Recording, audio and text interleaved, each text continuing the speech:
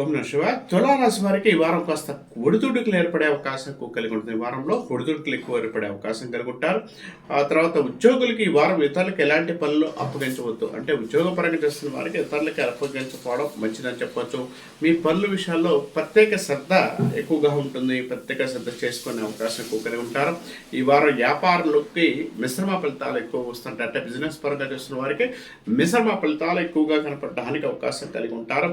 తర్వాత వారం ప్రారంభంలో చేపట్టిన వ్యాపార యాత్ర మీకు కావాల్సినంత అనుకూలమైన ఫలితాలు ఎక్కువగా ఉండే అవకాశం కలిగి ఉంటారు. అంటే వ్యాపార యాత్ర దాన్ని చేసే విషయంలో కొంత అనుకూలంగా ఉంటుంది.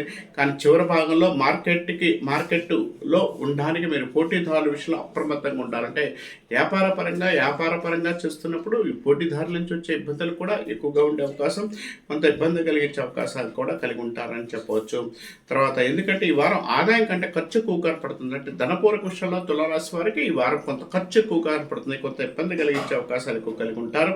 ఈ వారంలో ఖర్చు ఎక్కువగా కనపడుతుంది. కాబట్టి ఈ వారం ఫైనాన్షియల్గా మాత్రం ఖర్చులు ఎక్కువగా ఉండి ఇబ్బంది పడే అవకాశం కూడా కలిగి ఉంటారు. తర్వాత ప్రేమ సంతోషాలు జాగ్రత్తగా ఉండాలి. వైవాహిక జీవితం సాధారణంగా ఉంటుంది. ప్రేమ సంతోషాల్లో మీరు నమ్మిన వ్యక్తి మిమ్మల్ని మోసం చేసే అవకాశం, కొంత ఇబ్బంది కలిగించే అవకాశాలు ఎక్కువ కనపడతాయి. కాబట్టి ఆ విషయాలు కొంత జాగ్రత్తగా ఉండండి. మిగిలిన విషయాల్లో మంచి డెవలప్మెంట్, మంచి పాజిటివ్గా ఉండే అవకాశం, సక్సెస్ ఉండే అవకాశం కూడా కలిగి ఉంటారని చెప్పొచ్చు. కాబట్టి ఈ రాశి వారికి వైవాహిక జీవితం అనుకూలమైన ఫలితాలు ఎక్కువగా కనపడుతుందని చెప్పుకోవచ్చు.